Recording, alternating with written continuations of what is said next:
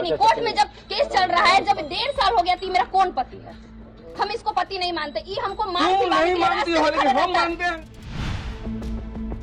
दोस्तों सोचिए, अगर कोई इंसान शादी के बाद भी अपनी पत्नी को पढ़ाने के लिए दिन रात मेहनत करे, उसके सारे काम खुद करे, बच्चों की देखभाल से लेकर किचन के काम काज खुद संभाले ताकि उसकी पत्नी अपने सपने पूरे कर सके, लेकिन बदले में उसको धोखा, फरेब और बेवफाई मिले तो आप क्या कहेंगे?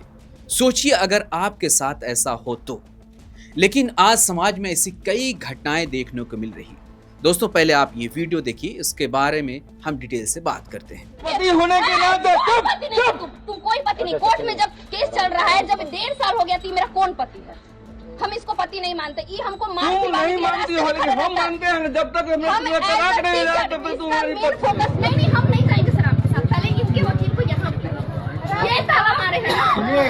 ज्यादा चिल्लाइए मत। व्यवस्था ज्यादा क्रिएट करोगी ना तो बुखार छुड़ा देंगे। सर कोई बुखार नहीं छुड़ा सकता। भीड़ लगा के तमाशा तुम मना रहे हो। भीड़ लगाया उसको बोलिए। चल रहा है थाना। वही बुलाइए, भीड़ लगाया।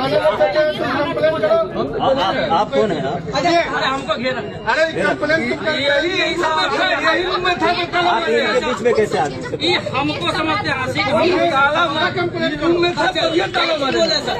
कंप्लेंट ताला मारा था, कंप्लेंट करिए। कंप्लेंट करो।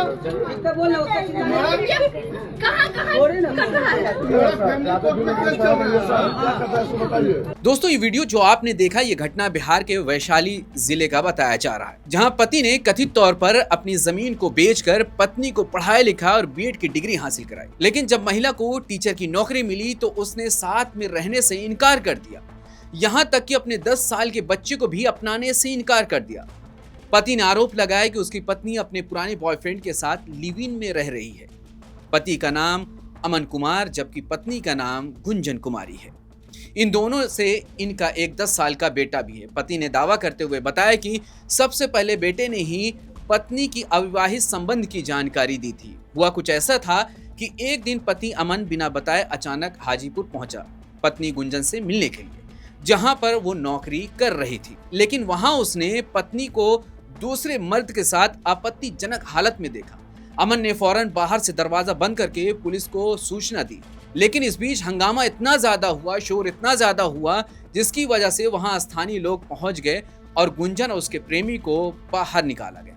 अमन का आरोप है कि उसका फोन छीन लिया गया और पत्नी ने उसके साथ बदतमीजी भी की।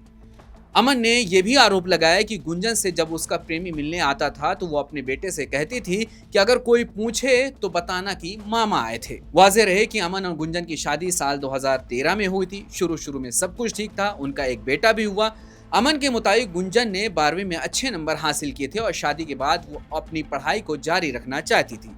अमन ने पत्नी की इच्छा का सम्मान किया और आगे की पढ़ाई के लिए हर तरह का सपोर्ट देने का यकीन दिलाया। अमन के मुताबिक माँ बाप के निधन के बाद घर की स्थिति खराब हो गई, लेकिन इसके बावजूद भी पत्नी को पढ़ाने के लिए साल 2022 में अमन ने अपनी पुश्तैनी संपत्ति में से अपने हिस्से की 1.5 कट्टा जमीन बेच दी। गुंजन ने पढ़ाई पूरी करके जनवरी 2024 में सरकारी नौकरी हासिल कर ली।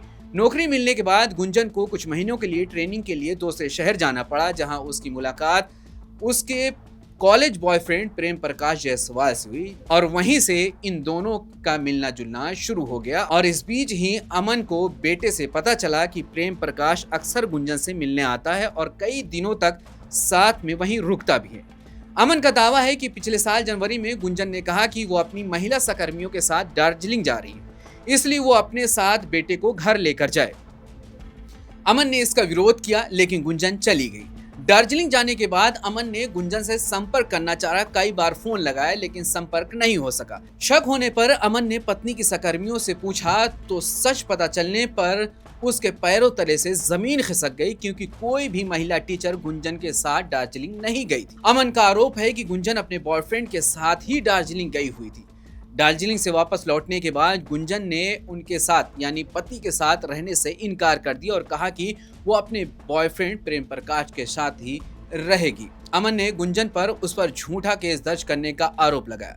फिलहाल अमन का बेटा पढ़ाई के लिए हॉस्टल चला गया है। अमन ने उसको हॉस्टल में डाल दिया है और अपना केस लड़ने के लिए वो इस वक्त कोर्ट कचहरी के चक्कर काट रहा है। दोस्तों इस पूरी घटना पर आप क्या सोचते हैं, आपकी क्या राय है, कमेंट करके हमें जरूर बताएं। शुक्रिया।